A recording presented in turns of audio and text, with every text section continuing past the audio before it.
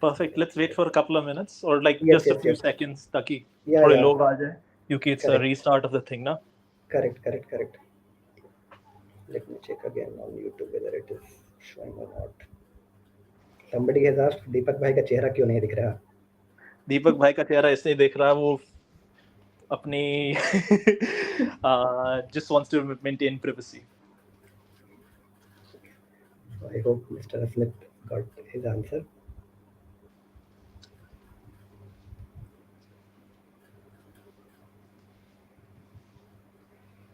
And there's a song in Bollywood Rajesh Khanna कि दिल को देखो चेहरा ना देखो.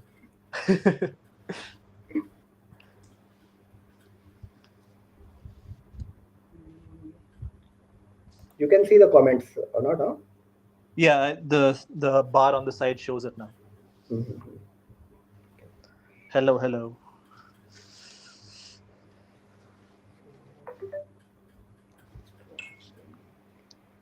आपको कभी गालियां दिखते हैं यहाँ पे कमेंट्स में?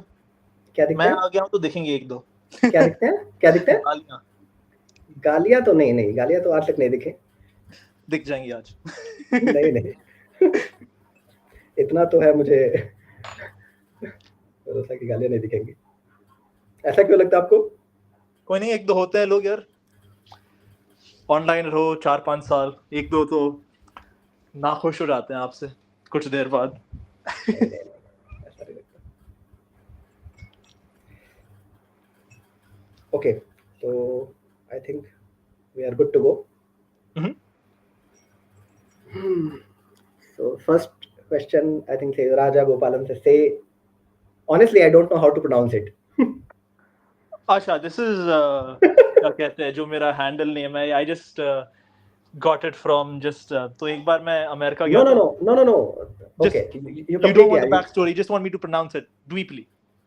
No, not about that. You complete your story. Somebody asked, no, to say thala. Oh, somebody said thala. No, so I mispronounced it. I put the emphasis on the tha for deliberate effect because I think it sounds cooler. But I think it's pronounced tala. Like it's like the th is rather soft. It's supposed to be softer. Right, but and even for the last la also now we Northeast pronounce it like la, but it's more of a la. Acha. I could be wrong, but this is my understanding. Acha, हाँ, it's if you're a North Indian, then you'll butcher most South Indian words. हमें ज़्यादा experience है नहीं इस चीज़ से. Yeah.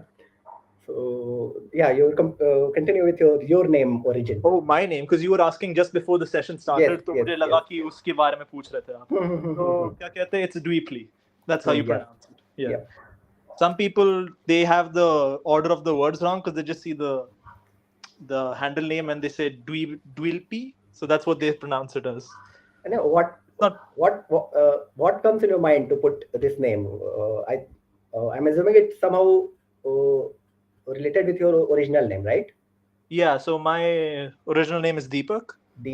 And so I once went to Starbucks America में था, तो मैंने क्या कहा, मैंने अपना नाम दिया, my name is Deepak, and कहा क्यों नाम देना होता है ना for the order.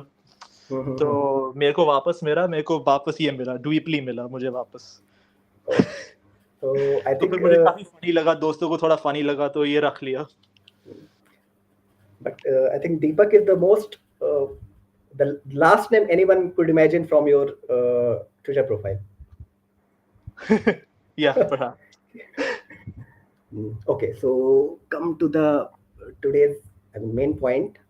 Since IPL is going on, so I think first personally this is the I would say first IPL I think in last 13-14 season that I am following it regularly. And it's not about that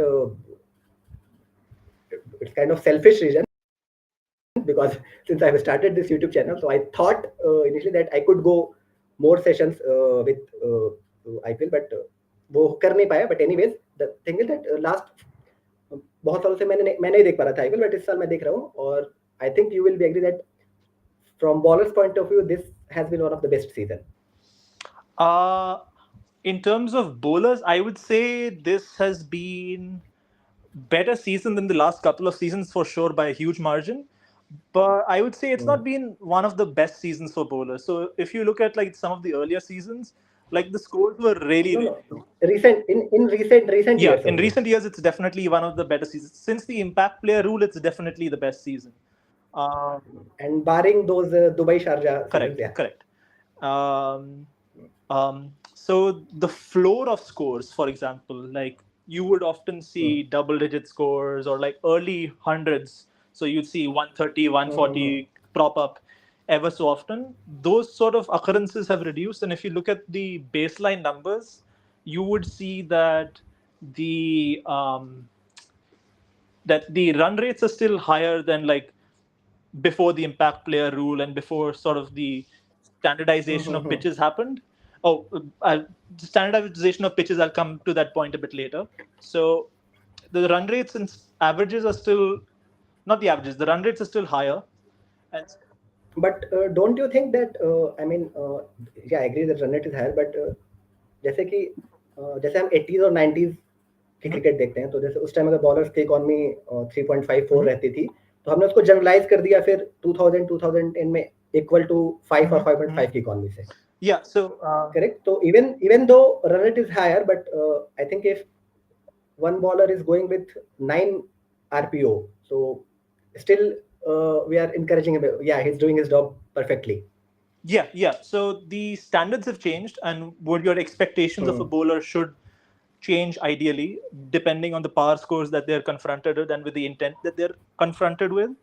But I was just mentioning that we are perceiving it to be a good season for bowlers, and it is a much better season for bowlers than the last two seasons, but it's not quite at the level as those early seasons were, or like what the general level of T20 is, because the floor of scores is still fairly high even now. Yeah, but early season we could give benefit of doubt to batters that format was still evolving, and there is no concept of specialist. Now we have a specialist for every single position, death overs, middle overs. Correct. And someone made the point that T20s have become, from a sort of construction of a long marathon, they've become a relay race where sort of you pass the baton. So, for example, you start off with pace hitting openers, and then you pass the baton to the middle order, like spin hitters, then you pass the baton to the what's it called, late over space hitters, and that sort of handover is very smooth nowadays, whereas earlier it used to be like a construction of like the old school limited overs method, and so that sort of aspect has changed. So from your point of view, if you have to pick the best bowling side of current IPL team, which team you will pick?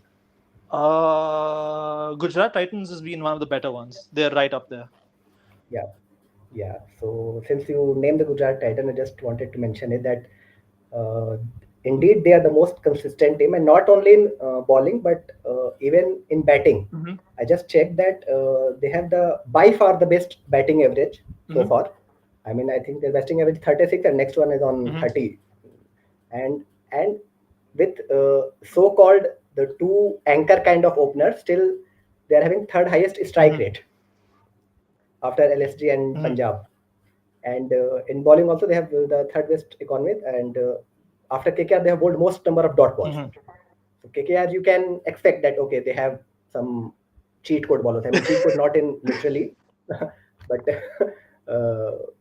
you would expect. But with and this all they are doing without Rashid Khan clicking. Yeah. So a big thumbs up. So with Gujarat, as we have discussed before the live, that how you would perceive this resurgence of Prasid Krishna? Oh, he missed last, I think, 2 seasons of IPL and many games. Then from Sydney Test, even in Sydney Test, he did pretty well.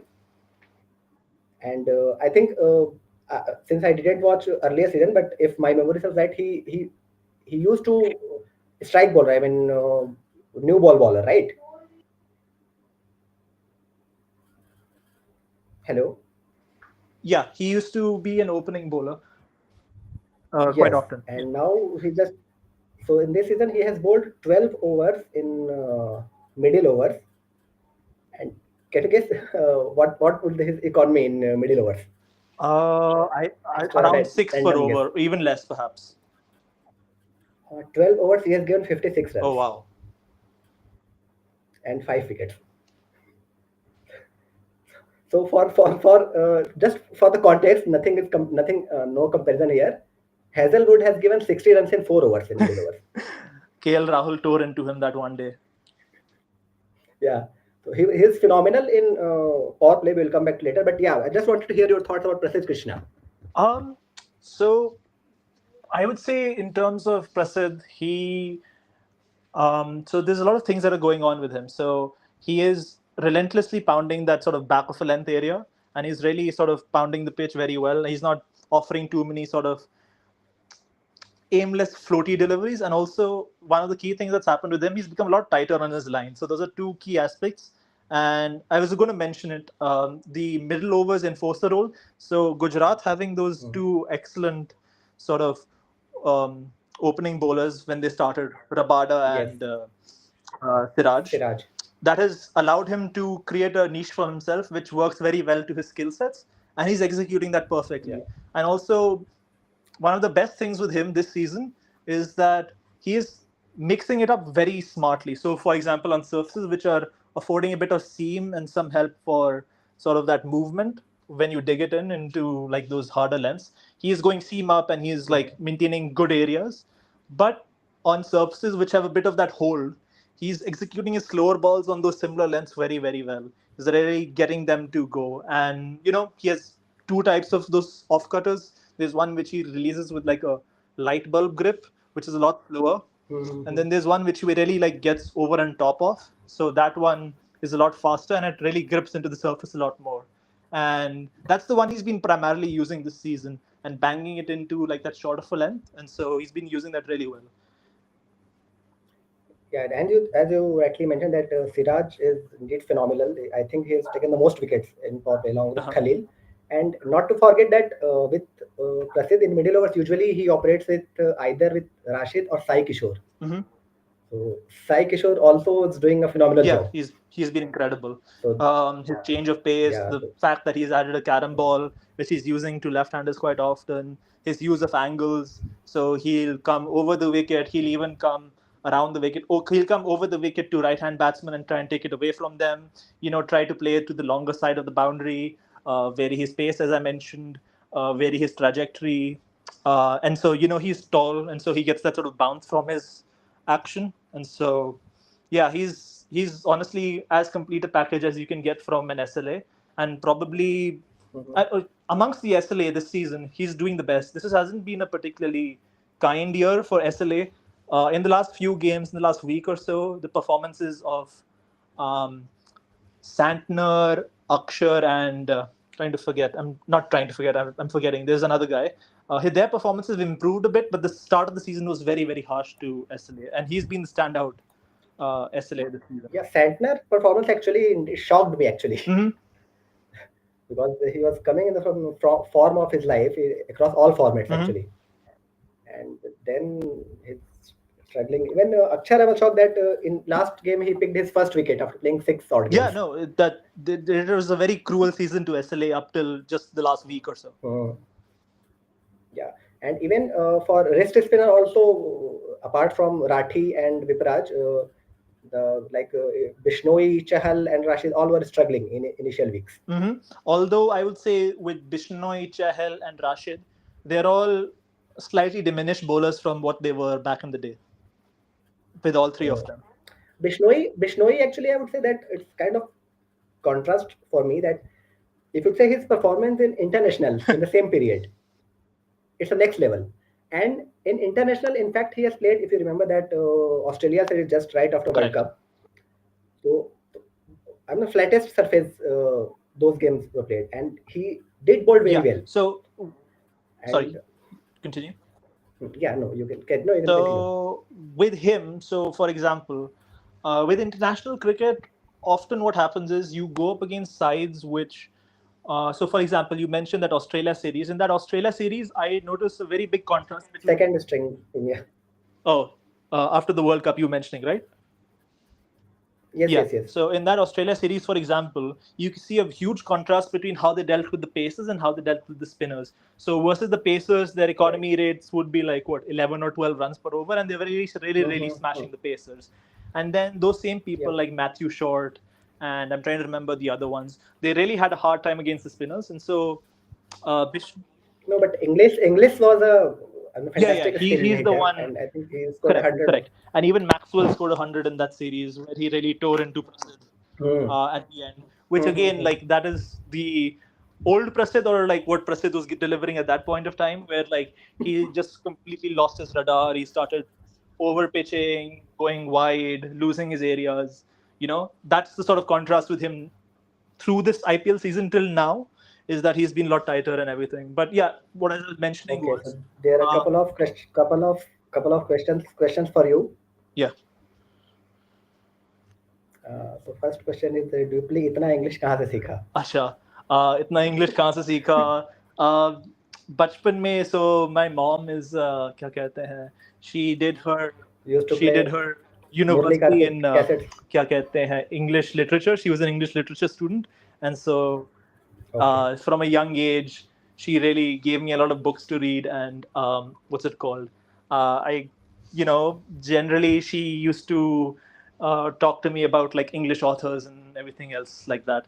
Also, fun fact about my mom, she was schoolmates and 1 year elder too, and good friends with Preeti Zinta. So that's a fun fact. Oh, so this you didn't mention when you decided to support Punjab Kings. No. uh, So there could be a conflict of interest. Huh? Yeah. So for some more questions, that one guy mentioned that Ms. Nishan that has that Prasid's slower ones improved because I remember previously his arm speed slows down. Yeah, so that's with the light bulb release one. So I believe if you release that with the same sort of arm speed, your accuracy with that might be changing. Whereas the one where you go over and top with it, so that's the one where it'll be easier for you to maintain the same arm speed. So for example, Bumrah had the light bulb release early in his career, and then he shifted to the over and top release of the slower delivery. He doesn't do the light bulb release anymore. And So one question just came for Bumrah also, that why are batters not able to capitalize on Bumrah's full tosses? So that's explanation that people have sort of caught on to since I've been reading articles about it for the last 5-6 years. So the reason for that is he imparts so much backspin on the delivery when he's releasing it through his action that it has lift on it. So lift is it'll pitch further than you expect it to, and so it has like a force that is leading it upwards through its trajectory. And so the lower full tosses are coming onto you like, so for example, you expect a parabolic path of a delivery of a certain nature, right? कि वो थोड़ा ऊपर जाएगा, थोड़ा सा नीचे आएगा. His balls come like a straight arrow because of the lift he's putting on it, because it's not dipping, it's lifting. And so it's hard for you to sort of pick up kahan pe aayega, and therefore it hits you higher on the bat, and you're not able to put his full tosses away. And if I would tell you my personal story actually with full tosses, the general perception of full toss is a bad delivery, but actually it's not. If you execute it, I learned it from Nathan Bracken. And there is one guy, I'm not sure many people have heard about it. One guy, Shahid Nazir. Shahid Nazir was bowler of Pakistan. He just played first test, he took a fifer and then just vanished. He played some season in ICL. So he's a tall guy, right? 6'5" or so. No. He's not tall guy. He's kind of I wouldn't use the word fatty, but he's kind of Rohit Sharma figure. Yeah, so he did pretty well in ICL. So Bracken, if you observe Bracken used to nail those lower full tosses very well. And if you watch even Malcolm Marshall in later career, so he changed his run up kind of roundish. I mean, most of the bowlers. Sidewinder. Yeah. Yes, wider. Yeah. So with that, I mix that and lower full tosses, and it gives in my local cricketing career only, district level, but it gives you as much success rate as Shardul Thakur is getting. Trust me. So with Bumrah, you mentioned it just goes on next level with his unique action release point. But any bowler, if you execute with intention, usually bowlers don't bowl full toss when they want. It just they wanted to bowl Yorker or full and somehow it become a full toss. But if they wanted to bowl that मुझे full toss ही फेंकना है as well full toss, then it could be a very useful delivery. Yeah, and so I'm pretty sure about this. Someone like Bumrah would make a conscious decision that I am going for the Yorker, but if I do miss the Yorker, I will try to miss on the fuller side. I won't want to miss on the shorter side. So, for example, when he's executing poorly and he's not doing particularly well, like he was in the Delhi game a few days ago, you'll notice that his Yorkers, he's missing them on the shorter side. And so when he's missing them on the shorter side, those are much easier hitaways. Like a few of the Yorkers to Karun Nair, he missed on the shorter side. And so he was really easily able to pick him up over covers and like, take him around. And one more thing here, I think with what batsman is doing against that delivery, that also a major reason, because if we're talking about particular Klassen delivery, if Klassen ने room बनाया था ना उस ball को खेलने के लिए, correct, अगर वो सेम पोजीशन से खेलता तो it could be a different outcome. Okay, so some more questions here, I think. Dweplea, what do you think about Rajat Patidar in terms of his skill set? Would you rank him in top 5 in India cricket purely on skill fitness? First of all, no, I just didn't get what is the obsession of people to make everything about top 5, top 10, top 3. Top 5 top 3 सब चीजों का list बनाना अच्छा लगता है लोगों को, but understandable है from the perspective कि if you are at a certain top level then you get the India spot ना, तो उस नजरिए से देख सकते हैं. हाँ, तो हाँ टॉप 5 में तो एज अ स्पिन हिटर तो बहुत आराम से है वो, very very easily. Rajat, I just noticed last game when they were playing, no, which team? KL Rahul team, Delhi team only, yeah. So उसके लास्ट पिछले सीजन थे 10-12 मैचेस में 8 or 9 times he has crossed 30. And with his he's playing with, I think, 180 strike rate in these games, so it's I think a phenomenal. Sai Sudarshan is also doing the same thing, but at a much strike rate. Yeah, correct. So Patidar has been, he's in that sort of phase of his career where you've developed your game enough and you know your game enough. So he's in his late 20s, right? Late 20s, early 30s sort of period. Early 30s, so he's sorry? Early 30s. Yeah, so he's a completely developed player in the prime of his career, and so he really understands his game inside out, what options to take, what should I do versus bowlers. And so what did I say? Exceptional versus spin, and all kinds of spin, away spin, in spin, wrist spin, slow left arm, incredible hitter of all kinds of spin, and quite decent versus pace also. That's also part of the reason why. That's what I was going to mention actually, that वो spin के against इतना अच्छा है कि मतलब we usually forget that he's good against pace also. And that's part of the reason behind the consistency. You can't really bring on a sort of bowler to like completely shut him down, get him frustrated. And one more thing, I think in this season particularly with Salt and Kohli partnership as openers, that his entry point is a crucial factor. That because if both are them clicking and they're giving the good start, he's coming usually 8, 9, 10 overs with 90, 100 runs already on board. Patikal's also not doing badly either. He's also yes. So that gives him a different freedom, rather than if you see both matches where they have lost many wickets in power play itself. So he उस match में वो उतने freedom से नहीं खेल पाया. So that is also one of the reason his unleashing in the next level. Able to express himself. Good point. Yeah. So which team has scored more runs in the middle over this season? That we need to check the data. We are doing here all on impromptu basis, whatever comes in mind. So we didn't have any sort of schedule or plan for like the discussion itself. Yeah. So it's a perception full toss. Okay. Are people overreacting about how bad Rohit and Kohli will go in England? If a guy like There's no one overrating. No one's rating how they're going to go in England. Everyone knows how it's going to go. If a guy like Crawley can score a 200 against Australia, surely these guys won't shit the bed.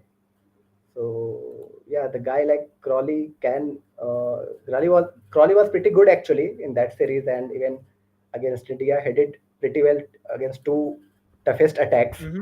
But after that, again, he's also not doing well. Yeah. And So your take and on Crawley this? in those two series, the really sort of atypical thing for him was he's usually a boom or bust batter. जहाँ पे या तो he'll get Yes. out for a very low score or he will score a very big score and then have a series of failures.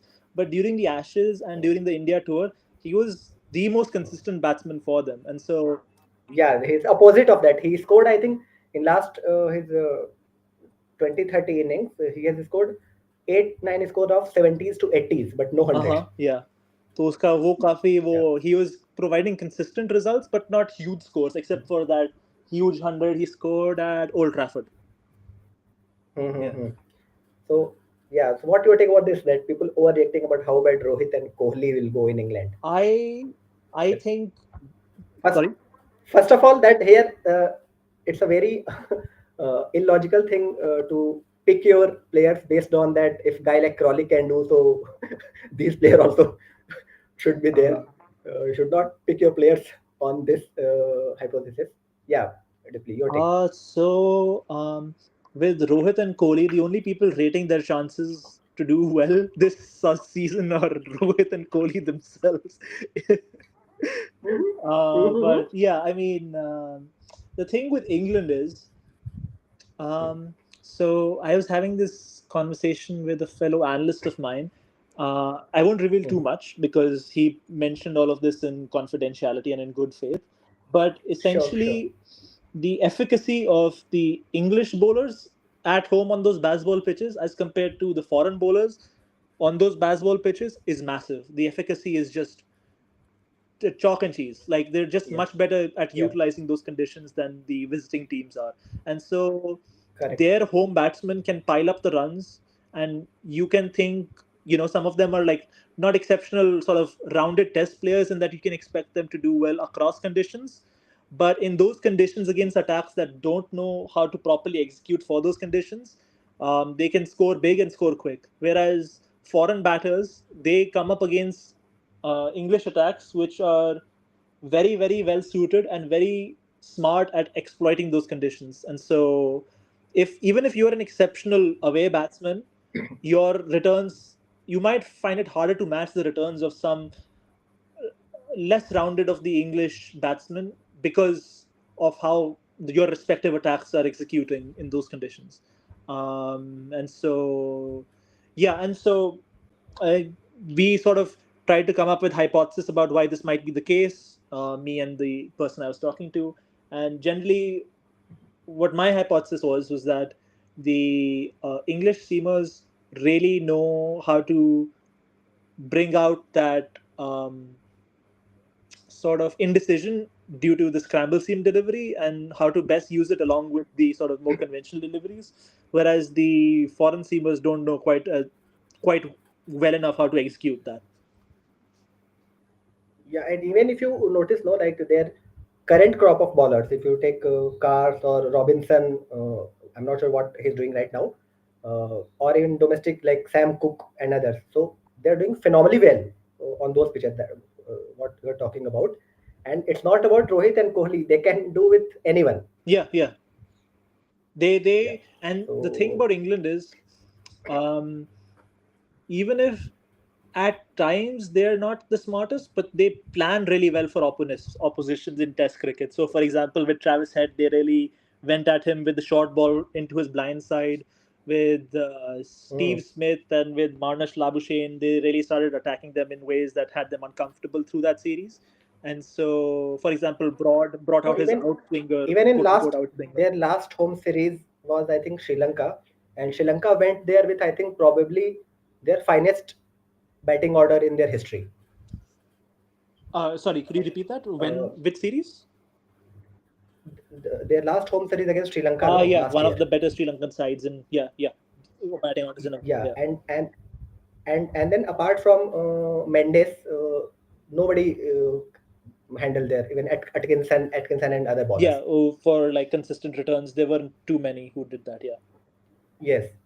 So yeah, very valid points that So it has nothing to do with Kohli and Rohit. And even Kamindu Mendes, they were one of the first sides to sort of figure out that he has a weakness when you come around the wicket and sort of pitch it in the channel. Yes, yes. And he was a bit lucky to have been dropped a couple of times Dropped in that catches. series. Yes, yes, yes. Correct. Yeah. So even him. So dropped catches and England is a different love Yeah, story. and so even Kamindu Mendes, who did exceptionally well that year and especially in that series, even him, they had sort of figured out a method of how to sort of combat him. Yeah, and it will be depend that now Archer will also be in the mix of test teams. Wood, I'm not sure whether he will be fit or not, but whenever he's fit, he was doing pretty well in test. Cars was for me it's a highlight of last year. Huge, yeah. So I honestly I never expected him to do this as good as he did. Oh no, he blew my mind away. I remember watching him early on in his career, and he was sort of they said he was hit the deck and he would exploit conditions like he was the new Plunkett. But I used to watch him and think, this guy's a Trust throwdown me, when bowler. I He can. a couple of season back when I followed the domestic, so I had more trust in his batting than his bowling. Yeah. Yeah. Because his I think his first class average was in the high 30s, right, in bowling. Yes, yes, yes, yes. And so, yeah, I mean, I used to think he was a absolute throwdown bowler. I used to think you just dong yourself on the front foot and just smash him away. And even his short balls weren't particularly effective. And then there was this T20 he played when Australia toured there. And I thought to myself, I just watching him. And in the preview, I was like, okay, they're playing him today. Okay, Australia can take him on. Then I watched him and I was like, wait, he's really good. I was like, wait, he's bowling so well. The cutters are coming out well. He's hitting the pitch hard. He's really, and especially because it was Australia, and Australia are the best side at sort of putting away that sort of bowler, right? If it was say a Pakistan, Yep, yep. you would think, okay, I can visually see he's bowling well, but the extent of how well he's bowling might be an effect of the opposition itself. But that's the fact that he did so And well against in Australia that day. That sort of signaled, wait, this guy's he looks like an improved bowler. And then in that series, if I remember correctly, whenever his entry point, like when head and shot was going like creating mayhem, like 5 over 70 run, 6 over 80 run, and then he came and applied the brakes. Correct. Yeah. And so through that ODI series, I started really digging him up. That this guy could be really good now. And then he did well in the tests that immediately followed New after Zealand. that. So yeah, he was bowling very well. Yeah. So with Cars, you think that he could be a difference with SRH bowling? Oh, for this season? Yes, he was. I think he was in Yeah, SRH, he right? was. But then he got injured, right? Through the Yeah. end of that sort of phase, that sort of season, near the India series, he started off well, even there. But near the end, because there was this one game in Chennai, I think, where he bowled really, really well after they sat Atkinson out, and there was this four-man attack that they had. They were defending 170, and he especially made it really hard. But after that, I felt like his efficacy decreased just a bit. I felt like it might have been an issue of fatigue, like fatigue was setting into him after a fairly long season, right? Because he had done the tests, he had done the test in Yes, Pakistan, yes, a lot yes. of back-breaking effort. He was putting a lot into his body, bowling long spells in Pakistan Yep. because there was this one game where he was the lone pacer. There was, or was it something like that? Like Stokes was the other pacer. I forget the details just slightly. No, Atkinson was the pacer in the third test. He was the pacer in the second test along with Potts. So, but when Even Potts also did pretty well yeah, no, he was really in good too. whatever Yeah, chances. he had a lot Yeah. of catches dropped off him. He was quite unlucky during that second test in Pakistan. So talking about SRH, that I mean their performance in batting and bowling both really shocked. Yeah. I mean, I don't think anybody has seen it coming. Oh no, absolutely not. I expected them to, if not replicate last season, but to have like something approximating it and to like do really really well. And it's not Yeah. just, and you can go individually to each man and say that they've underperformed to expectations despite coming in with like a red hot hand. So for example, Abhishek and Head, not quite as good as And given their current form leading in, and then especially NKR, how his returns have sort of tailed away this yeah. IPL. That's been the really surprising thing. Yeah. Even for Klaasen, I think raw stats will not show the real underperformance. Yeah, no, he's also not done quite as well. But I sort of hesitated from mentioning him amongst these three people because he was coming in. For Klaasen, entry point is it kind of injustice for Correct. him that he never got, except this Punjab chase, he never got good entry points. But you expect, since I think he's in among finest T20 batters right now, Yeah. so you would expect him to come good. Although with him, it's also the case that his absolute peak returns have slightly diminished from like 2020 to Diminished. 2024. His form is slightly tailed Yes. away from that point of time. It's like, Yeah, Hayes and Miller. yeah. Both from years it's quite diminished from last year. Yeah, they're not quite the force. And with them, you always fear that, they're in their mid to early 30s, like 33, 34. It's like, So here comes a very tricky question that since we as a novice we are able to pick it, and even I would place Shami in the same category, that his form especially in T20 is well, quite Shami might be diminished 44. from. We never know. Yeah, whatever, but I'm talking about that management and analysts. Yeah. Do they think about while making the strategy in auction that whether we should go for big names like these for retaining and or bidding, or we make the best case scenario available? Are you asking what analysts think in those scenarios? Yep. Analysts sort of, it's a hard thing for them because they sort of have to balance, past performances, quality of player with the sort of the expected returns in the future, and so that's really hard. But also, how much the team management listens to the analyst at the auction table or before the auction table really differs from team management to team management. And even in like the most inclusive team And managements, it's not a complete buy-in where like they're listening to them completely or to a very large extent. It'll be like a sort of a secondary or a tertiary voice. So they would be there, yeah, and have an also it influence could in the be good teams, but not uh, big enough. individual. It also related to individual player brand value and outrage if teams wouldn't retain Yeah. them. Also, there's other considerations that might come into play, like, with a lot of these foreign coaches, have they worked with the players before? Do they have good relationship with them? Uh, Do they have relationships within the team already existing? So, for example, Gujarat Titans often have more mhm. Afghanistani players than other franchises would have. Yes. So those sort of Yeah. relationships come into play. Punjab has all the Australian. Aussie players. Yeah.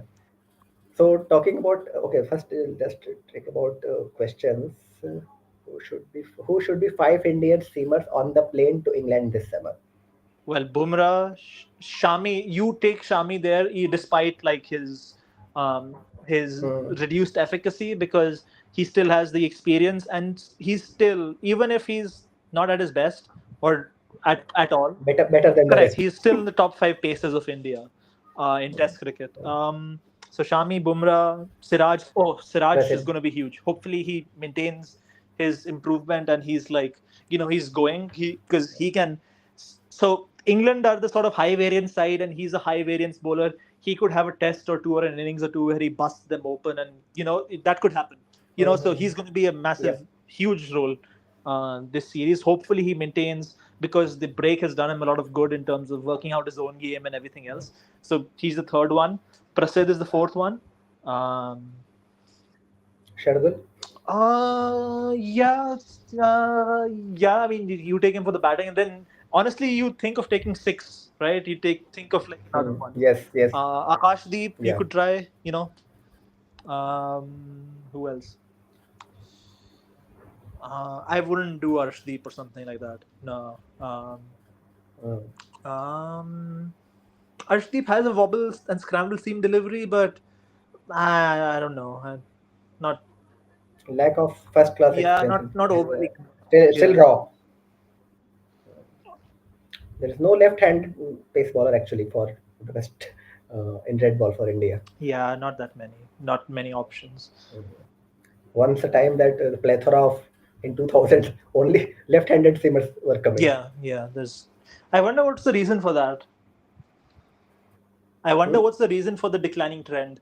It's quite weird. I mean, there are left-arm seamers. Yeah. You do have your Arshdeeps, you have your Mohsins, you have Khalils, but they were not able to sort of graduate into that test quality sort of bowler. Yeah.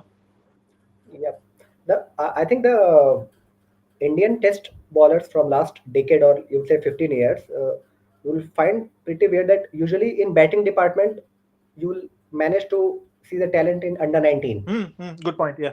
You pick any under 19 World Cup squad, and those batters have make it to internationals. But if I'll just ask you to name a last bowler from under 19 squad who make it to test, I bet you cannot. Correct. And so you see a lot of these guys who are the leaders in the recent few years, Umesh, Shami, Bumrah, especially Bumrah. They were like regulars in the under 19 team. They were like people who had like sort of late comings. Yes. So the last under 19 bowler, if I'm correct, who made it to test squad was Unadkat, who played in 2010 World Cup. And even he has played here and there. Bumrah is really funny because, and this is sort of a weird thing that I have whenever discussing him about like the most talented players or like the most, because he had a very sort of like violent shift with him. So from 19 to like 22, you would think he's like just one of the several options that the country has. But then immediately at the age of 22, he shifts from that to being the best limited overs bowler, at least of the country. And also, even in first class cricket, if you go and so there was this handle, Crick Analytics. So Crick Analytics in 2017 or in early 2018, you can go and dig up his tweets. So he was talking about like who are the best sort of first class prospects coming out of India for Test cricket. And so Bumrah had the highest relative average compared to his games in first class cricket at that point of time. So he was like, okay, this guy is doing well in limited overs cricket, but he'd be a great option even in red ball because he's outperforming in his game by a huge margin. And so with Bumrah, my favorite player, so like I love talking about him. So there was that violent shift that happened. I would like where like he went from I would like to add one. Okay, this guy is just a weird action guy to suddenly he's the best that we have to offer in our country. Yeah. One more point I would like to add here, though it is told by one of the best mutual, Raghav Reddy. So he mentioned that actually he maintained that point that I think Bumrah is one of the best, if not best, that the quick learner in the game. Yeah. That if you remember, I mean, it's a very famous that when Holding did that commentary of an event in England in first inning. In the second inning itself, he applied those changes. Although there's this one thing that I have a slight sort of issue with this sort of not narrative, but this sort of like story is that they mentioned that he never had an outswinger. So he didn't have like a regular repeatable of outswinger, but he did have an outswinger. So for example, I can give you an example, very famous one. Famous, but like it didn't result in a victory, but like if it had, it would have become an iconic delivery. So in his 2016 World T20, when he dismissed Gale, he dismissed him with a Yorker that is an outswing Yorker to a right-hander. He like took out his off stump, tailed it in. Correct. It like tailed in, beat his bat on the in-swing angle and like took out off stump. So that was one example of like a really good outswinger that he executed back then. That with white ball. Sorry? That too with white ball. Yeah. So it's not that he never had it. He didn't have a repeatable, regular, good outswinger. He worked on it incessantly after that. Yeah. So there's another question that Srini said, we have seen a decline in finger spin off late. Office against LHB is no longer a positive matchup. SLA is also seeing a decline. Is it that evolution of T20 batting where finger spin is nullified? Yeah, so this is the point we are also discussing before the live, that Will Jacks is the only option we can see in overseas players who could offer classic off spin. Yeah, though Maxwell is there, but he's also more in the darts than stock delivery. Yeah. Although I would say two of the factors influencing this are Gujarat Titans aren't playing Glenn Phillips. Glenn Phillips also offers that sort of finger Yes, spin option correct, of the correct, off spin. And also, on the same note of similar thing, Michael Bracewell hasn't been picked in the IPL. And so he is also someone who's like giving that off spin plus sort of that left hand batting capabilities. But yeah, like Abhishek was discussing this with me just before the show started, that like in the generation just past, or like the people who are in their 30s, early 30s, there were a lot of like highly competent batsmen of different roles who also gave very good part-time off-spin overs. Like you had Joe Root, you had Glenn Maxwell, you had Aiden Markram. Is Aiden Markram above 30? Travis Head. Travis Head. People who are just above 30 and just beyond those years, but some of the younger ones in the early 20s don't quite have that. I think there are 2 or 3 examples that I can think of the top of my head. Dewald Brevis gives off-spin overs. You have, what's his name? Stubbs gives a few, but he's not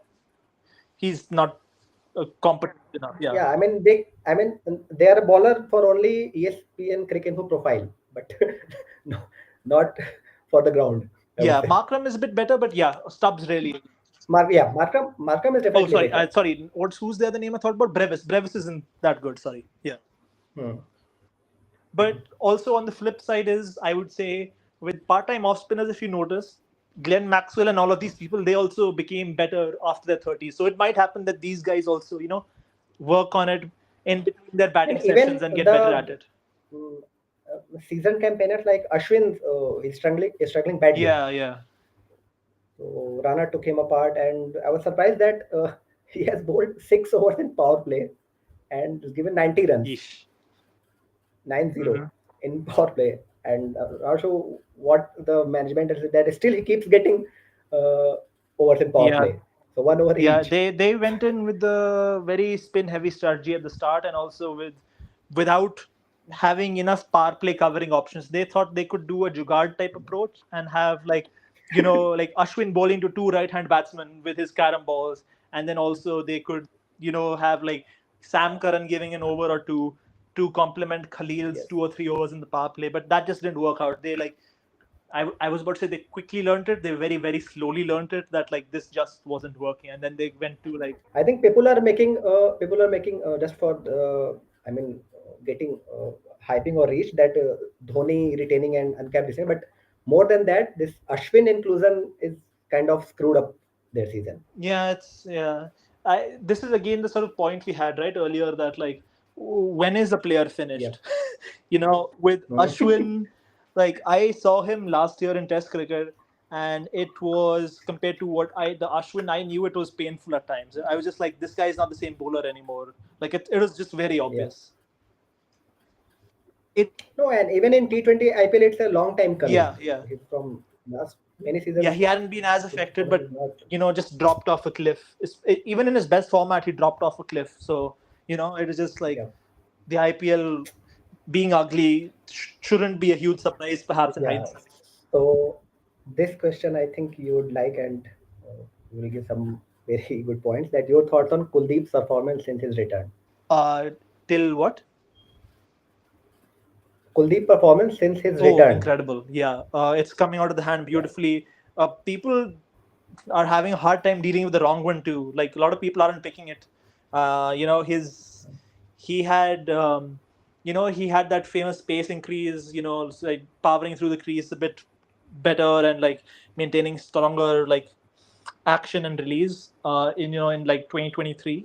So there was a fear that after his recent sort of groin injury and everything, that like he would come back and not quite have that. And he did come back, and he was a bit slower, and he's not quite delivering in that same manner. But it's over time since the return, right from the England tour of India, and then the Champions Trophy, and then till now, he's just kept on improving game by game, and so it's coming out beautifully right now. So great space, almost the best he's ever bowled. Certainly the best he's ever bowled in T20 cricket, by a huge margin. Definitely. at the peak of his powers, and hopefully his fitness remains, because he's a bit of a, what's it called? A bit of a more vulnerable spinner than some of the other ones are in terms of fitness. Yeah, fitness, and my only concern with him that I found that I could be wrong, that psychologically he needs to be more strong. I think he's become a bit That if stronger recently. Yeah. yeah, but we would say that if a batter trying to take him down, then what would be his approach? Yeah, that's Psychology. a point also that someone could mention about Prasid too, who's another person who we were talking about earlier, who has improved recently. Even with him, it's a bit of a case Okay. that what happens in the day where you have to be completely defensive, or like you're completely on the back Yes. foot, being taken down in 1 over. How do you react to that? Yeah. And so, Yeah. Like what happens with Bumrah and Karun Nair case? Still, Bumrah came back stronger in the yeah, same in the game. back half of it, yeah. Yeah. Yeah, and so, for example, like how bowlers sort of deal with that sort of thing. So, for example, Bumrah is the best example of someone I know who pulls back spells even after they go terribly in the first half. So, for example, Mm. in 2023, 2024, um, in that sort of 14-15 month period where he was at absolute peak, he almost didn't have a single bad game or a single bad innings. Incredible throughout. In fact, there was a point of time where I could name the bad overs he had bowled in a season.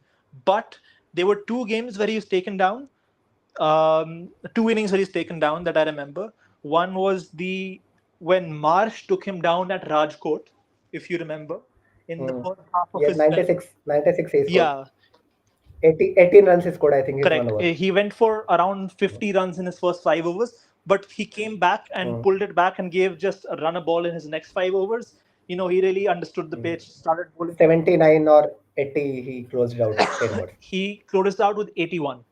81 for 3. He 81, took yeah. 3 wickets too in those last 5 overs. And so he closed it out there, and then he closed it out the. What is the other one I was thinking of? Oh, the one where Constas had that innings versus him.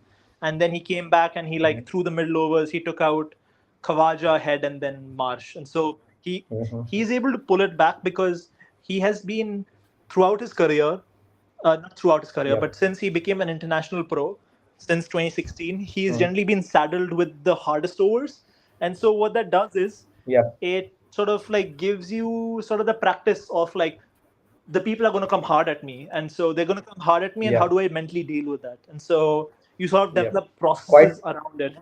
used to Used to putting out these fire, so you scenarios. are used to seeing the fire in front of you. Yeah. No, even for other bowlers, you could say, like if you take Archer or Stark in even this Correct. IPL Yes. season. So the kind of a start Archer get in first 2 games. If you go, I have seen many seasoned pros in Twitter that his career is finished after injury. He's no uh, absolutely rubbish bowler and all. And how he came back in next few games. Yeah, so So those are 2 great examples, because Stark, especially in the first few games, you could make out that like he had learned from the experience of the last IPL. He was mixing up his deliveries a lot more. How to close out overs, how to avoid damage. All those sorts of things come with the practice of having seen, okay, damn, people are coming at me harder than they have ever come at me throughout my career. That's a big sort of mental shift yeah. that like bowlers have to go through. And so if you are constantly thrust into those situations, you sort of develop mental processes and also processes of like how to like preempt what the batsman is about to do, or also react to what they're doing. All those sort of like processes start happening for you, and you get a lot better at it. And so that comes through practice, and also just having the sort of mindset that like I will try to learn from these experiences. So still questions are coming for England tours only. It's quite uh, pleasant to get people are still interested in Test cricket in mid of IPL Uh-huh. season. That I since you named honestly, those though, I 5 will say bowlers, this one thing: I am not looking forward to the England tour at all, because I kind of like have a mental picture of what's going to happen, and my mental picture isn't very pretty. My mental picture of no, but I'm sure you have seen 2011 tour. So what could be worse than that? yeah, that was painful. Yeah.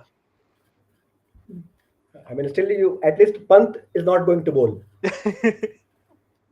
hey, you never know. So, I mean, I cannot imagine what kind of far Pant will bowl, whether it is spin, seam, left arm, right arm. At least with Dhoni, it was imaginable. Yeah, so the question is that so Harshit Rana wouldn't make the cut. Oh no, I agree with he would be the 6th or 7th option. I think he would. I think he has good attributes, especially with his ability to hit the deck. And also, Harshit is one of the rare guys who has the sort of scramble seam delivery in India. So, for example, he dismissed head with the scramble seam delivery in that first innings in Perth. That really like decked into or no, decked away from head. So, And Harshit is kind of player which I was just talking about, that opposite of Kuldeep in psychological. Oh yeah, big fighter. Yeah. That is, temperament is quite good, which is very important for long overseas tours. Anshul Kamboj, yes, Shagwal mentioned. Anshul Kamboj, I think not now. Could be a long shot. But definitely for future series. I don't think they will try it. Kamboj is the sort of like hits the same spot again and again, industrious, hits the deck fairly hard, although not like a top tier hit the deck bowler. But he's the sort of bowler that I feel like would be a good option in England of old. Actually, if you have noticed, one guy in Karnataka, I think Vasuki, one bowler is there. I'm forgetting his first name. Okay. So are you talking about Kavarappa? So Kavarappa. Are you talking about Kavarappa? I'm forgetting his first name, but his last name is Vasuki, I guess. So he's almost similar to the bowler called Fergus O'Neill. If you have seen that Aussie quick, no? So he's playing now in county as his top wicket taker right now. Though in 2 games, he's taken 11 Wait, wickets. who? So these Dan Worrell. Fergus. Oh no, Ferguson. Okay. No, Fergus O'Neill. Oh yeah, I've seen him. Yeah. Yeah. So he's almost similar to him, this Vasuki guy, and he has started playing cricket very late. And so far, let me check what is his name. Kaushal Vasuki.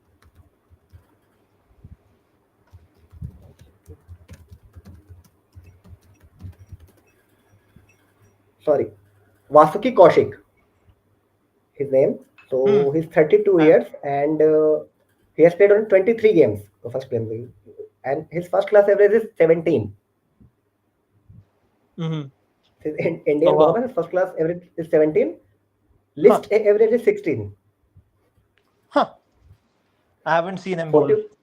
44 games, 82 wickets. Yeah, he's not a, express bowler, but kind of that Fergus O'Neill bowler. So these kind of actually Anshul Kamboj. Might have seen an over or two of him. Yeah, might have, but so these kind of bowlers, not at length. But what is my point is that these kind of bowlers, first of all, these India A kind of tours are very kind of reduced compared to earlier seasons. These kind of tours, should be scheduled very frequently for the benefit of these guys. And in those tours, these guys should get a chance to play in foreign tours. So yeah, Anshul Kamboj, those guys, and a couple of more guys are there. Like you can pick Ashdeep and others. So another interesting take is which is this kind of I wanted to make this point about Anshul is he's the sort of bowler who will keep pitching it in the same spot and sort of keep going at the same area. And they're the sort of bowler who like England like to plan against and like to disrupt. So, that would be an interesting dynamic. If you did pick him, he's the sort of bowler that England would really go after and really like to get off his areas, and how he reacts to that. That's an entirely different question. And so India has to be prepared for England just trying to disrupt them constantly. And this is one of the mental pictures that I had in my mind, which I thought wouldn't be a pretty one, is because you know how Constas completely threw off India's sort of mental poise? England is 11 Constases.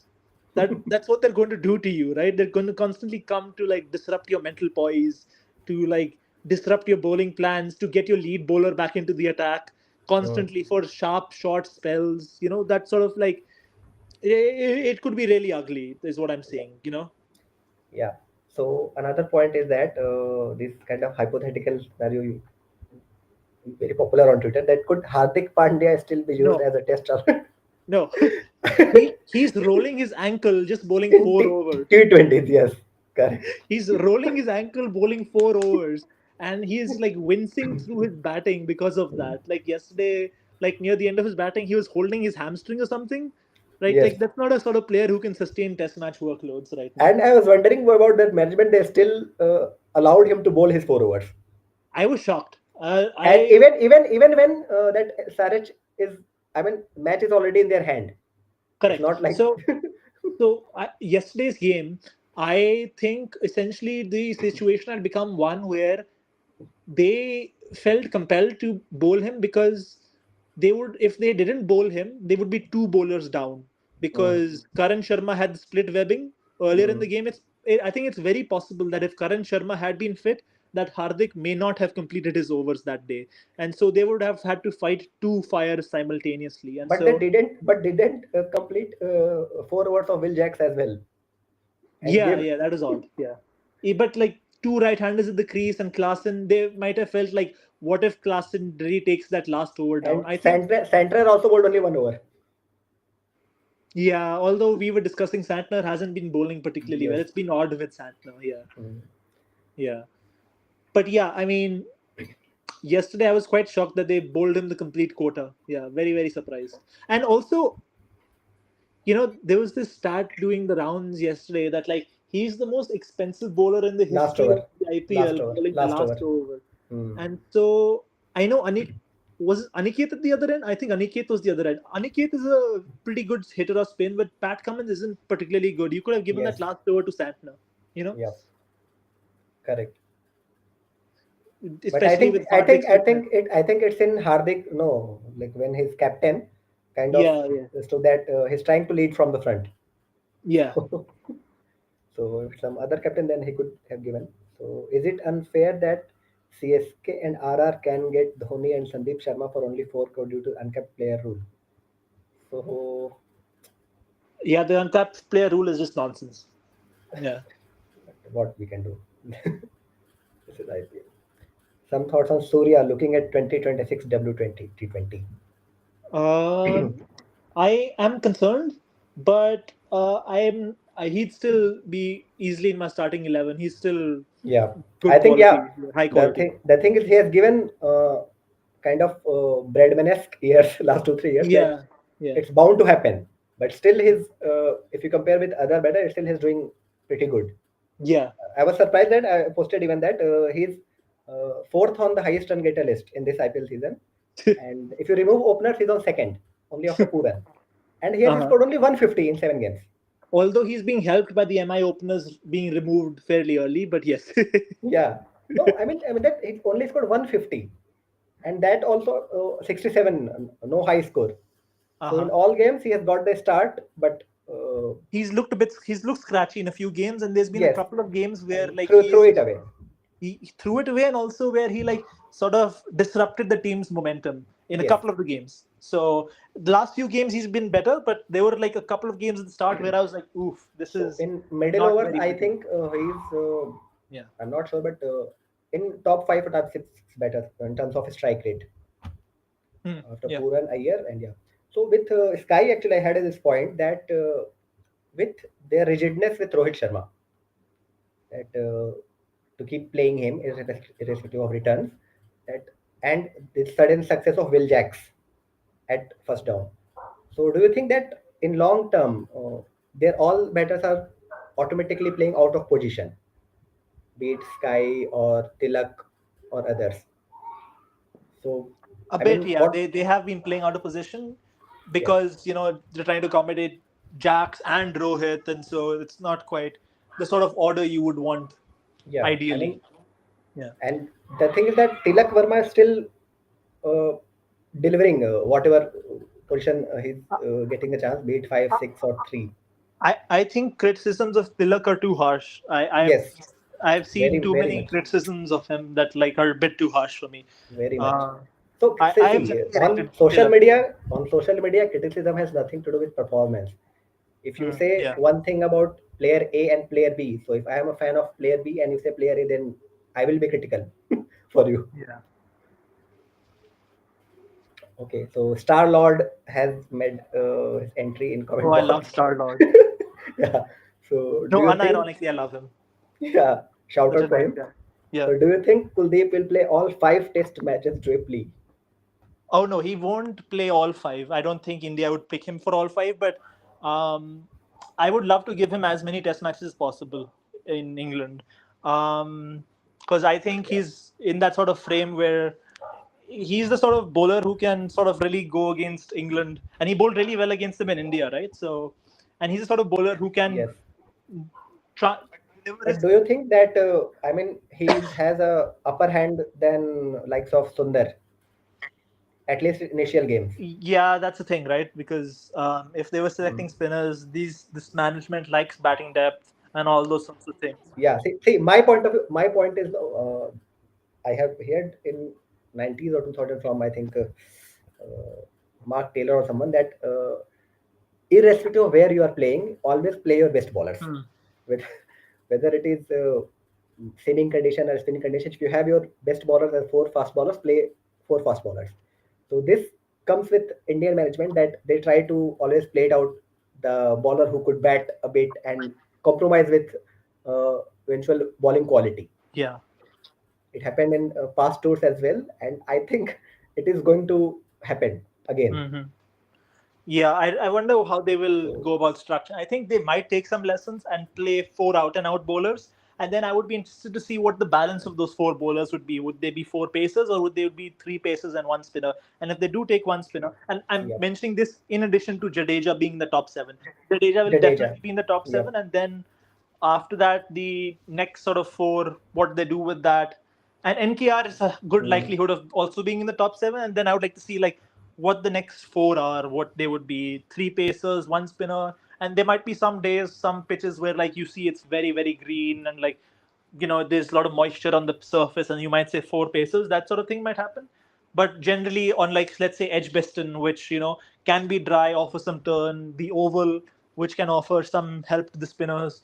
Who is that 4th bowler, that's spinner or pacer? Would that be Kuldeep? Would that be Sundar? What sort of ideology they go in with? All of those sorts of questions. But I think they should. They should start with Kuldeep, because he's the kind of bowler that if he find his rhythm, he will deliver for and you. Also, so now he is in rhythm. Correct. And also, he was the most effective spinner against Bazball when they came to India. Yes. Yeah. Yes. Because he imparted that overspin that like really allows you to like have multiple options of dismissal in play. So for all of their sweep shots, you could really beat their sweep shots on the top edge, all those sorts of things. Yeah. And even his batting is now considerably very much improved. Yeah. So what is happening to Naseem Shah? Okay, this is out of nowhere kind of question. For me, he was most promising fast bowler. Oh, I used to love Naseem Shah. I still have a soft spot for him, but he's really fallen off. So lots of things are happening with him. So, for example, there's been a bit of a pace drop since his return from injury. That's what I think. If you make if somebody make a kind of data analysis, for all Pakistan fast bowlers, before first injury and after first injury, you will find a similar pattern. Yeah, their management of injuries is probably the worst in the world. They're absolutely awful. Their track record of squandering talent is just awful, especially in recent years. Yeah. This I was reminded of this case of this guy named Ihsanullah. Ihsanullah, his entire medical process was botched up by them. Yes.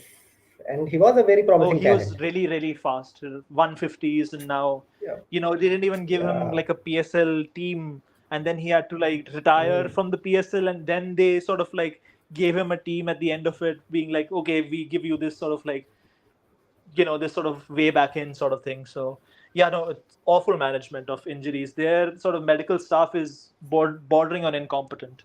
So not bordering, absolutely incompetent. And so Shah, bit slower after injury, and he has this outswinger going, which swings a bit too early out of the hand. He doesn't have a very sort of good, repeatable wobble seam delivery that he can use, or a scramble seam delivery. And so adding that into his armory would really help upgrade him, because right now batsmen can sort of like line up for his outswinger and leave and make decisions a bit easier for themselves. And he's struggling in actually all formats. From last year.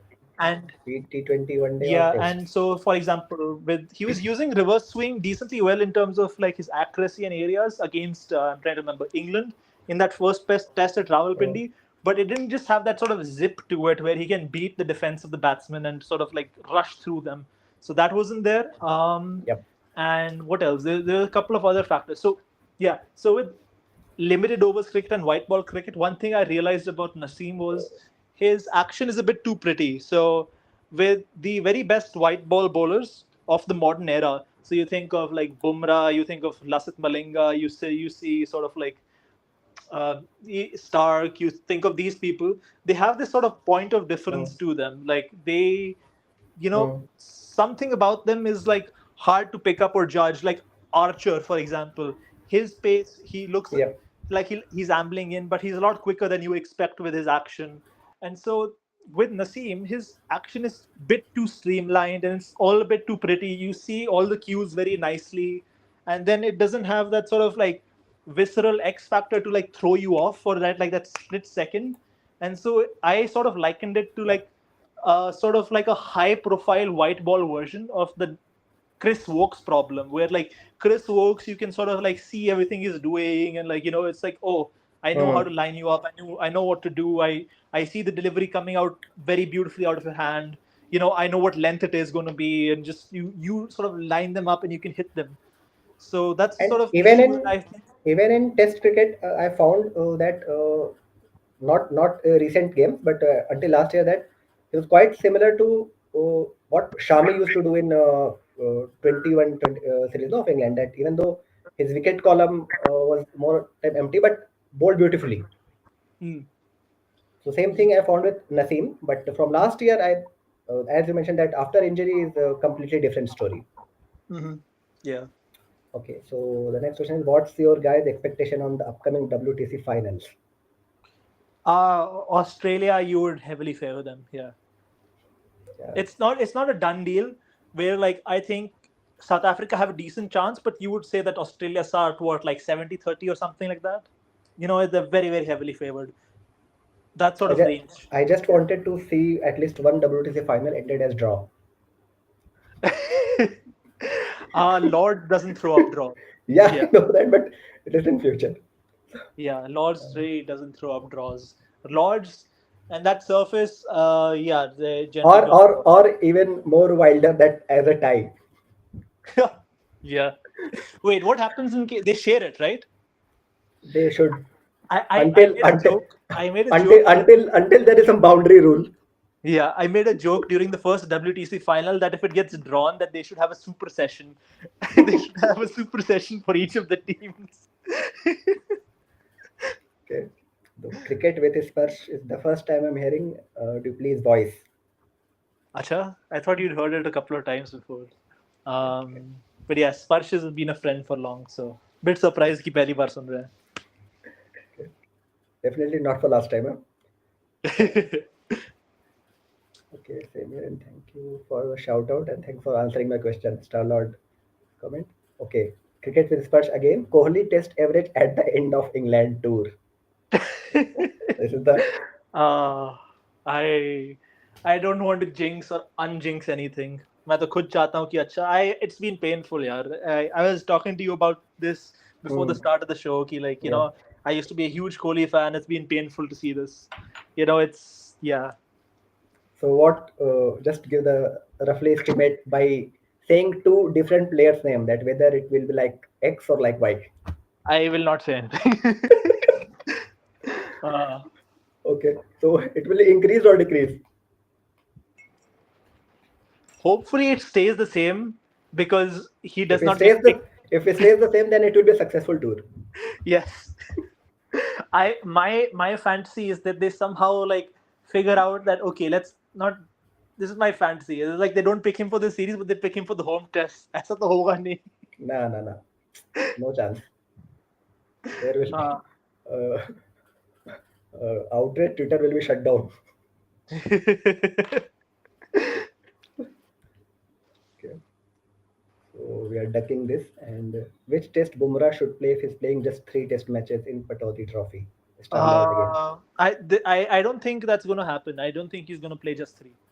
Yeah, but now since with WTC, every test is carrying the same amount of points. I know that there was this report that was floating around that India are going to hope he's going to be fit for 3 tests and he was going to miss the IPL, but that's clearly been rubbished now, right? Because he's playing the IPL and his pace is really high up, and he looks fit. So I think that was a report that was rather overblown. So I do think they're going to try and play him for. I would say he probably won't play all 5 tests. But he would look to play. I think in their mind they would look to play him 4 tests. But this is another part of. And it will depend on the results also. Correct. And so there was this other reason that I sort of had this really ugly mental picture of the English tour is because if you notice the Australian tour, it was also 5 tests, but the gaps between the tests were longer than they are for this English series. The English series, the tests have basically no breaks in between them. They just come one after the other. And just right after IPL. Correct. And they come one after the other, just rapid.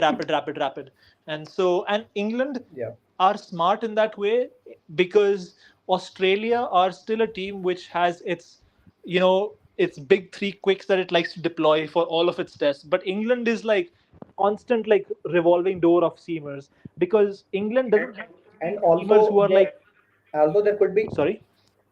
Yeah, continue. No. I just saying that also could be a factor that unlike this Aussie tour, which was heavily bowler-dominated series, if England is serving kind of flatter surfaces, then there could be longer spells for bowlers. Yeah. Though that will be combated by the fact that England will just throw their bats around. So, that could help you out in that sense. But if I were... No, the thing is that if England will throw their bat around, then definitely Bumrah will come again and again because other bowlers exactly. hammered. So it's that sort of thing where this is essentially makes it even... And this cup, including with that, I got a news today, I'm not sure whether it's true or not, that there could be a chance that Bumrah will be captain. Yeah, that would make it even more dicey. Yeah. Yes. So again, he will be like a Hardik Pandya, that he would like to lead from the front and bowl more and more. Yeah. So for this reason only, I wanted somebody else to be a captain. So at least he would manage the test team just doesn't look like it's in a good place right now. The captaincy options aren't, very apparent. And you don't want so for example, if you take Pant, how would he respond to the baseball pressures? Not being the best captain. Yes, even in IPL, you can see many loopholes. Correct. His captaincy isn't quite on point in terms of decision making, and also you don't want to sort of make him a 3 sort of. Make your best player in burden of captaincy. It's like you don't want him to become a 3-tool player in that sense and be burdened with captaincy, wicket keeping, and batting. Because especially with batting, if NKR is there, then he'd have to guide that batting lineup also. In terms of his sort of leadership position while batting, and so that would become too much of a strain on him. You can't give the captaincy to him, and then you have people who are batsmen who don't make strong enough claims to be in the starting 11 for sure, and so it just becomes this sort of ugly cycle where you just don't know what leadership option to turn to. It's like what's happening with England's white ball cricket. Yeah. Yep. Is Stokes done now as long-term test play due to constant injury? Should he focus on his white ball skills again? White ball is not playing. I think if he's done, then he will retire. Who? Stokes. Yeah. Stokes is building up to that Ashes like anything. He's putting all of his efforts into being the captain who will return the urn after such a long time from Australia. Yeah. And that will be very key factor in both India and Ashes series. That what will be the fitness level of Stokes. Yeah. Because we saw whenever he wasn't a bowling option, England were reduced significantly as a side. Yeah. And I would still say that when he's fit, for me, he's the best bowler of England. Yeah. He's certainly the best swing bowler of England because England. I could go on and on just talking about his bowling skills. I am a fan too. He's given me a couple of bad moments as an Indian fan, but I like him. I especially like him because he's one of the best reverse swing bowlers, and I love reverse swing bowlers. So, quite a fan. Okay. So, Now again, Dhruv Jurel as batter. Dhruv Jurel as for tests. I really like him. I thought he was very organized. I thought he was compact. I thought he was took good options. I thought he had the game for Test cricket. Yeah, but um, And he's also quite what we're talking about Harshit, no? That is oh yeah, temperamentally very incredibly strong. strong, incredibly strong. Yeah, incredibly good. Yep. Okay, so we are going too much about England series now. Again, focusing on this IPL. So, yeah, so I wanted to hear some words about your this Stubbs. What do you think about? Oh, I love Stubbs. He's one of my favorite young players. Uh, So, do you really think that not for this season, though? I mean, DC has quite made their team that they will use him as a finisher. But if in future he could become a Nicholas Puran kind of impact player. oh yeah. He could be a very high impact player, and also he already was last season for like Delhi Capitals, right? Like he had an Yes. incredibly high SR season, and he took down all kinds of bowling. The thing with him is Yep. he's brilliant at taking down quality pace, and he can also take down quality spin. Like he has back foot Spin. power versus spin on hard lengths. Like last season, you saw like people would try going into like shorter lengths of spin versus him to cramp him up, and he would like back foot hit them over covers. He's got, I think, I was thinking about this for a few months, especially when I was seeing him last year during the tests that he was playing in Bangladesh and in West Indies. I think he's the best player of reverse shots in the world. So when I say this, I don't Mm. mean just reverse sweeps.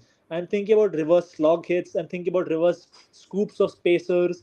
And I was thinking about You have seen Tom Banton playing reverse shots. he's good, but like with him, he can do it off pacers. He can do it in Test cricket, and he's got a very high rate of execution of it. And scary thing with him that he's equally good with traditional shots as well as these Yeah, innovative shots. and going on and about the reverse shots, I saw him. And this is the reason I thought about it during the West Indies series. Is he was playing against Gudakesh Moti, and Gudakesh Moti is like his faster Mm. balls are like Yes, really yes, really fast. They go at like 100 and 105 yeah. kilometers an hour, and he was reverse sweeping his faster balls at his stumps, like through covers, Mm. through like backward point. He was doing it all with his reverse sweep shot. And so I thought like this guy's one of the best I've seen at this particular like genre of shots. So yeah, I mean, I love him. And in this young age, and it's quite similar to what KL Rahul is doing for India. That in Test match openings, in limited overs finishing. So he's doing the same for South I Africa. found it very ironic and very funny when he said that he was the player that he grew up idolizing today. Because I was like, there is so much similarity between the two of you. Like you have like a big frame, you're like big strong guys.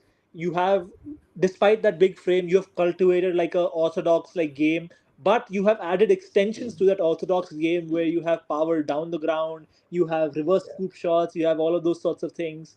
So very sort of similar players in that regard. I just hope that like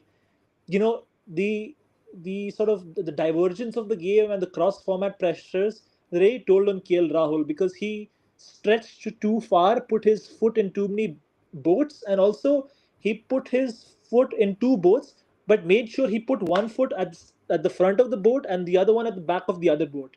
So he just stretched himself Yeah. completely. He took the most aggressive sort of routes in T20 cricket and also the most sort of like orthodox defensive, based around a defense and leave game route in Test match cricket, and having that sort of like separation between your styles of game across format, that's a very hard thing to maintain. And so only like the most exceptional batsmen like AB de Villiers can maintain that sort of separation between like their sort of Yes. like extremes that they're going at. And that's why if you see a lot of the most successful modern day uh, three format players who are like trying to cut it out in this current scenario in the 2020s, like Travis Head, for example, they try to maintain a similar Mm. sort of like idea or like philosophy around their test game, their one day game, and their T20 game, where like it's sort of like a T20. sort of an extension of the same base that you're going from format to format. And that's why Yeah. England also tried to sort of simplify the sport for their particular team. So when they went to baseball, Actually, this was one of the reason that Butler couldn't able to crack yeah, test it's too format. much separation. You can't maintain that sort of separation. It's not Mm. possible. So even in the 2010s, the best all format player in the world along with de Villiers was Kohli, right?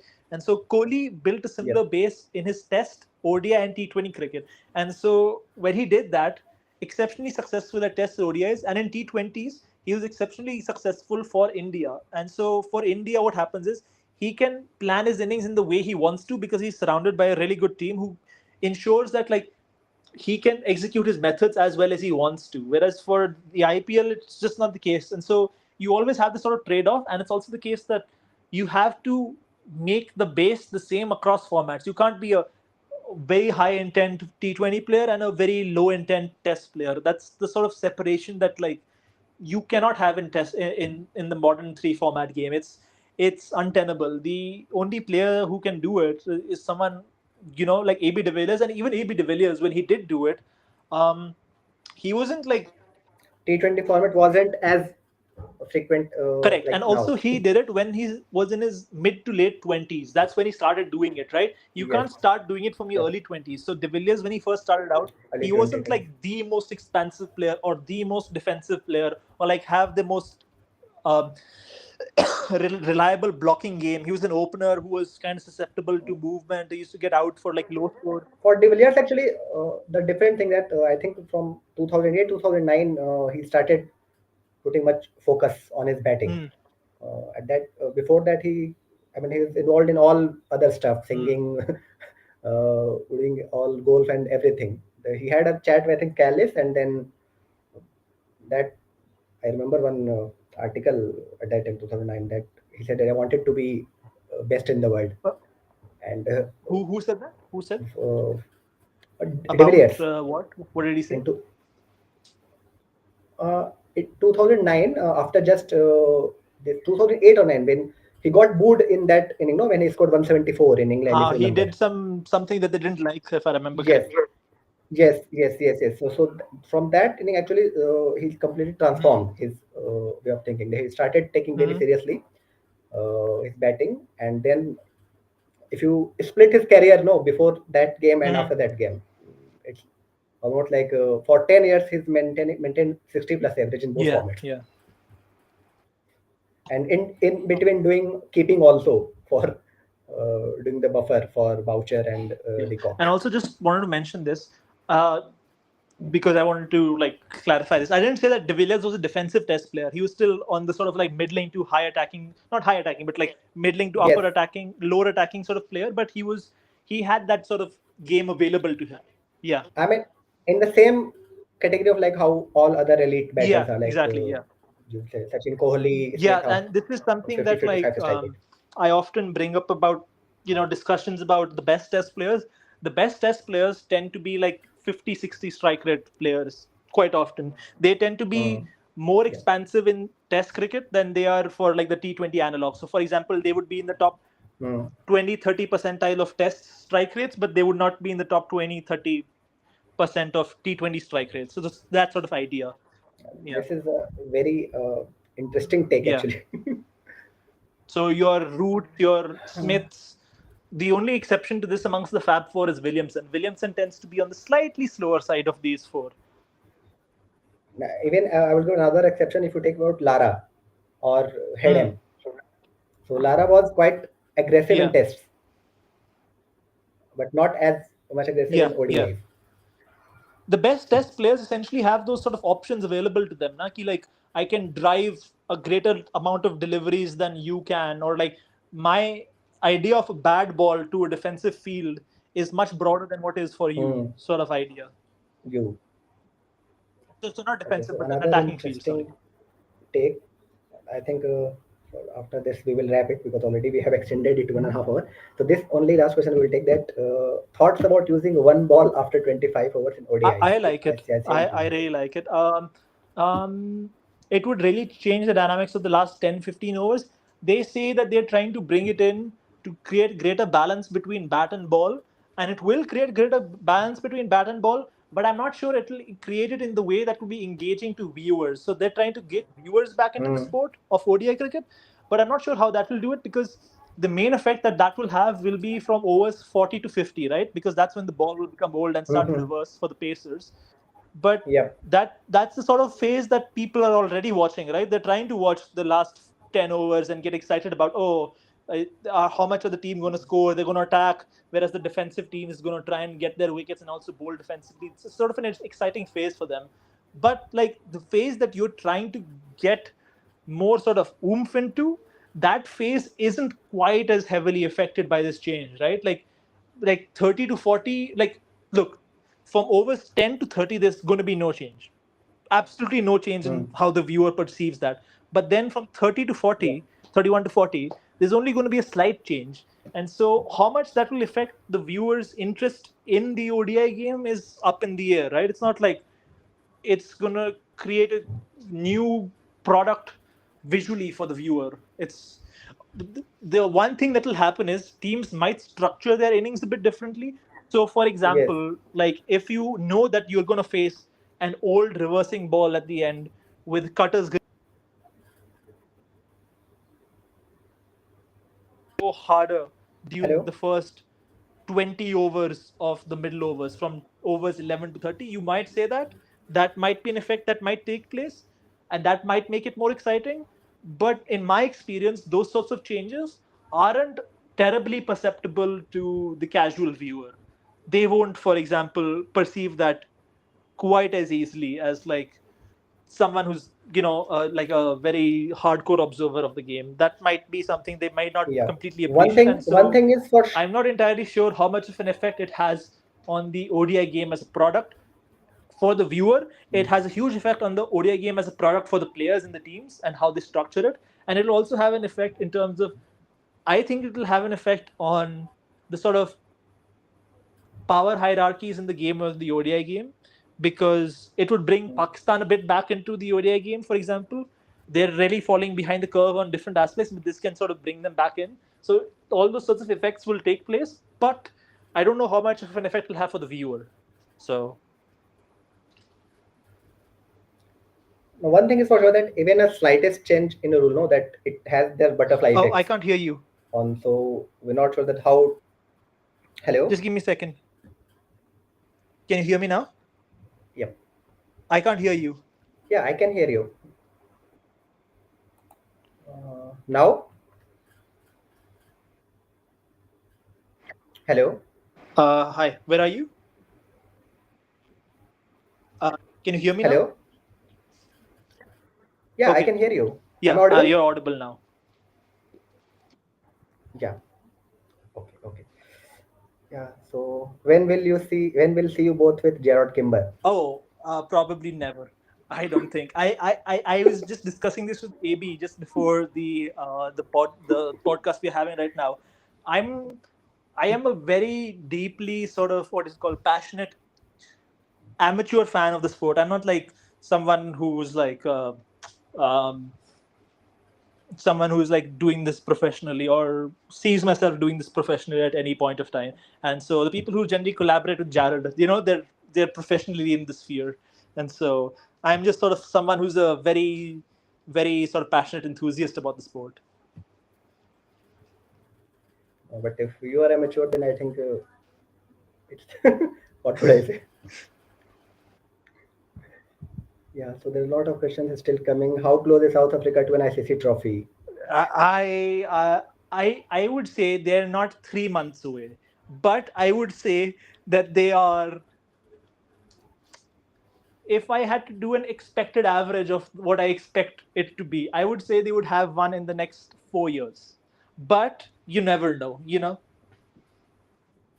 Yeah, they might have in next 2 months, or definitely they're going to be a runner-up. Yes, that's why I mentioned I don't think they will have it in 3 months. But yes, in Hindi we call it as Vijeta and Up Vijeta.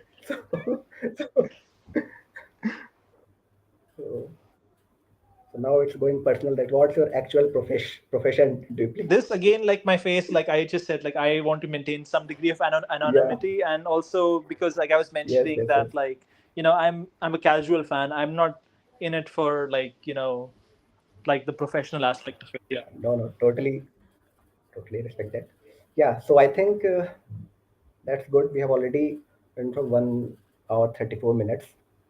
So almost 100 We didn't minutes. actually talk that much about the IPL actually. Yeah, that's what I told you. That when they asked you, we never planned it. Just was impromptu, and people just come in with their questions. So yeah, if you wanted to show some light on the specific IPL, you can. Yeah, I don't mind. Not at all. We when we talked about this session, we were talking about this current IPL, but ended up talking very little about it. Yes. Yeah, Yeah. that's what happened. Still, yeah. So in IPL, just wanted to have a session that according to you, which team in current IPL is uh, using all this data analysis and tactics most effectively? Oh, that's a bit of a hard question to answer because um You can answer multiple teams also, okay.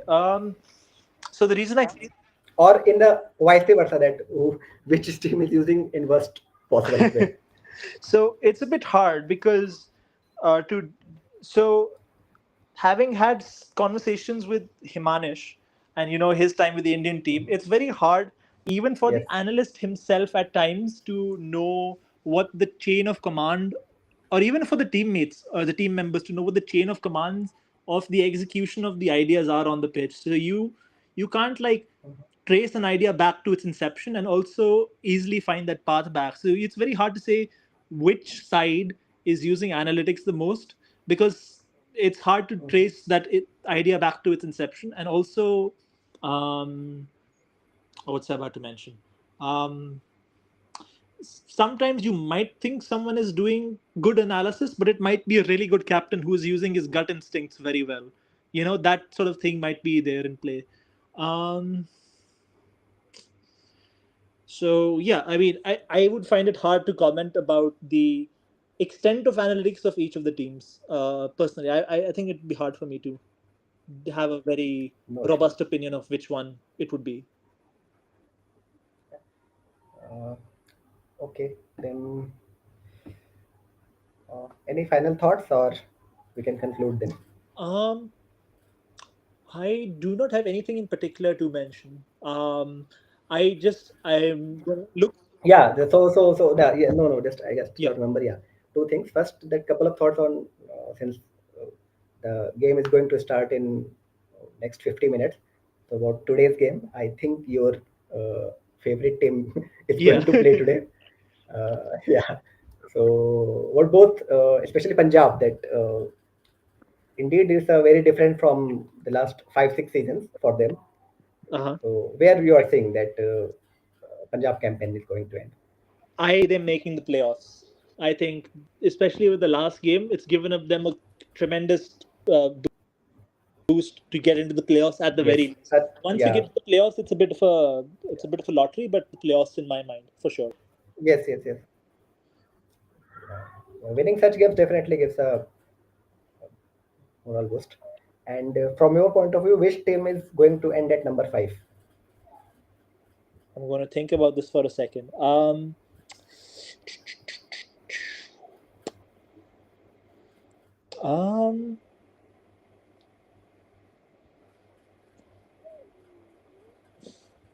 I was going to say RCB. Um, I would say probably LSG. No, LSG. I feel no LSG. I think they can still maintain a fairly high position on the table because Mayank Yadav is about to come back, right? They're going to become an improved team going forward. Um, Hmm. Yep. yeah, LSG or RCB. One of those two But still, teams. LSD so far is punching way above their Sorry. weight. LSG Yeah, so far in every game is punching way yeah, above they their have weight. been. Yeah. So yeah, so they have to maintain this. I mean, it will be very incredible to see if they will make it I to the I playoff. think I think the next So two games for RCB and Punjab are absolutely crucial, and that's why I think it was a good point that you brought this up. Is because they're facing each other back to back, mm, right? And so they yes, are currently at the higher level of the table, but not one and two. They're three and four, if I remember correctly, right? And so they're right at that sort of edge yes. position. And I think if either one of the two teams wins both of their matches, that team I foresee getting into the qualifier. And the team, if it loses both of these matches, I see that team not making the playoffs. I think these next two games including are Punjab. absolutely crucial, and it's beautifully set up and poised also that these two teams are playing against each other because there's the historical context of like neither of the two teams has won titles, but also they're very similar lineups in sort of ethos where like they're like they have like pace heavy attacks where like they have three frontline seamers, not too many sort of like spinning options. They're generally high intent lineups, bat fairly deep, similar sort of structures to them. Both wear red jerseys. There's quite a few similarities once you actually dig into it between these two sides, and like Yeah. they match up well to each other too. I was thinking Now with Punjab that since Chahal has performed in last game and Maxwell is already doing pretty well in the spin department. RCB somehow I think their fast bowling, yeah, it's in red hot form, but in spin department somehow still I think they're lacking behind. yeah, both of their spin departments, I don't feel terribly confident about. So with Chahel, I think he did incredibly well in the last game. But with Chahel, I have always But yeah, you cannot count him that do it in the correct. every And game. also with Chahel, I've always rated him very highly as an ODI bowler because I think his attributes are well Mhm. matched to the format. And the last game that he got, it was a scenario that was closer to an ODI game than it was to a T20 game. ODI. And so I think that I think you would, especially if he comes across Patidar during the middle overs, you would back Patidar to Mhm. have the upper hand over Chahel 9 times out of 10, Yeah. right? So I think But they do have in backup they have Brar. So if we think with longer campaign, they can try and other Brar options. has But often had success against RCB, RCB in the past. yes, yes. Yeah, so So I'm you could bring him in today, but RCB I think are a bit more fortified for his type of bowling than in the past because they've got Patidar through the middle, right? And Patidar hits left arm SLA very well too. Patidar is just incredible Mhm. versus that too, if I remember correctly. So um, yeah, I mean they'd have to see what combinations work best for them, and also with the combination about Punjab's bowling lineup. Um, Now that Lockie Ferguson is injured, they're going to hopefully Mhm. open the innings with Janssen and Bartlett and have Arshdeep as change because I think this combination makes sense Yep. with the three that they have now because you know. Arshdeep is the best If defensively out I of think them, if they are and going also to because he's not if been they taking are that many if they wickets are during the initial part of the power play. So yes. Mm. I'm sorry, I cut you off. I think they can try it outside chance. Yeah, no, I just think that if they're going to with Bartlett as a power play bowler, so they can use Omar Zai as well. Even though Yeah, his T20 stocks are not good, but if he can do some damage, he can do in yeah. power play only. The issue with Omar Zai is they've already created a middle order which is stacked with the same sort of people, not same sort of people, but like Yeah, the so role treat. definition is a bit wonkier in the Punjab side than it is in the RCB side. So if you look at the RCB side, Yeah. you have Salt and Kohli opening, and then you have Padikkal, then you have Patidar, and then there is a flow to it. I think there's a slight suboptimality there where if you switch the positions of Jitesh and Livingston, that's a better combination than what Mm. they're currently going in with Livingston above Jitesh, which is a slight suboptimality if they switch it up. But I think the role definition in RCB is a lot better, even though, like I mentioned, that they're very similar size and they stack up similarly. But I think they're doing a greater job with their role definition through their side than Punjab is doing Yeah. with theirs. This season, I think they have definitely very clear plan for every Yeah, player. Punjab isn't quite doing that. So I think what will happen is if you keep chopping and changing as they have been doing through their top seven and also not Yes. getting a clear idea of Yes. what's to be done, and if you reintroduce Omar Zai into that top seven, that again sort of throws it off and he sort of disrupts those positions again even Yeah. further. So I would say Mhm. the template that they have stumbled onto right now, I think they should try and keep it for the next few games and just sort of back that template Yes. for a while. And also about that template, I think Vadera is getting too stuck at the start of his innings um, in the last few games, and I think that's a point that they have to be wary of, not to sort of like have a concerted period where one of their batsmen gets stuck, especially with the sort of venues they'll be playing the next two games at and the opposition they'll be playing. I'm really waiting to see Suryansh in some action because I have very Oh, high hopes for him. I rated him too. I saw him during the Syed Yeah. Mushtaq Ali Trophy, and I was really impressed. Yes. Yeah. So he's the guy. I was very excited to him. Hopefully today or in next games he will crack. So it's raining in Chinnaswamy today. Somebody has just Oh, messaged. it's raining? Good. I can rest after this.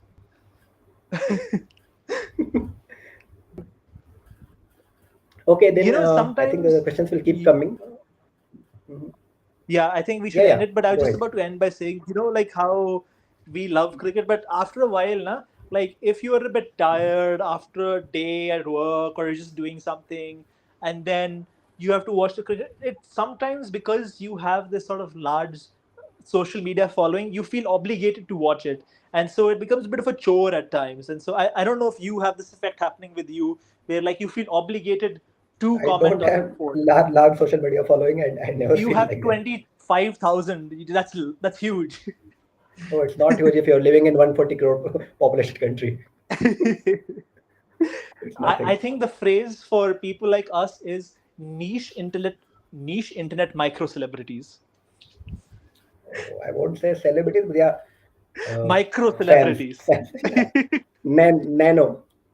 Yeah, nano is correct. Nano. Niche internet nano celebrities. Yeah. Only difficulties I have found that when I have 50 followers, and now I just get lost in scrolling through notifications. So that's the Uh-huh. only. I don't. I missed the timeline to see the post of my mutuals. Yeah, So I, that's I mean, the only thing. my experience is I don't even, when I come onto Twitter, I don't check DMs because, Yes, there's yes, yes. just so many notifications that you get that like it Yeah. feels like a rush, yeah, Mhm. So if of I like ask, thing coming at you. I wish that there could be option to turn off the notification for likes. So Uh-huh. likes notification would not come. Huh. So The only yeah, reason you would keep like notification on, I was mentioning this to somebody recently, is that you know that somebody has read your thing, and so you can expect a response back on it. So that is some conversational aspect to it. But yeah, I don't like likes that much either. Yeah. okay. Then I think we can conclude. It's almost 2 hours, longest Perfect. session for me. My back is now giving up. Yeah. Uh-huh. So thanks a lot for Yep. joining. Hopefully we will do it again after some days. Yes. Yes. Yeah. Hopefully you have Whenever enjoyed. whenever I find time, whenever the opportunity arises, I'll be back here. Yeah, yeah, yeah, definitely. Thanks a lot. So, we'll end the live stream.